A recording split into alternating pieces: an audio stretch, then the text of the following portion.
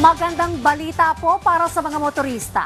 Inilabas ng Energy Department kung magkano ang dapat na i-rollback sa presyo ng produktong petrolyo na epektibo na simula bukas. Hanggang 13 pesos kada litro ang inaasang rollback sa diesel.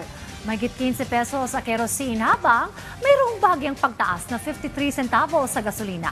Muling tiniyak ng DOE ang sapat na supply ng langis sa bansa. Sa ngayon, ang inventaryo ng langis ay sapat para sa 54 na araw.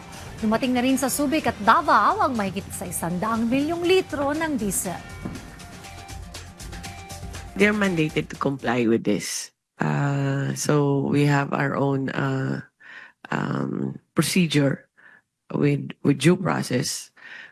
Kung meron kaming mapansin na hindi sumusunod.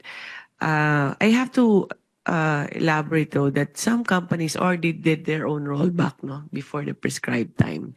So kino-consider din namin yan sa calculation namin. So it's a case to case. But if there is unjustified na hindi pag-follow po ng advisory ng DOE, then we will have to file cases then.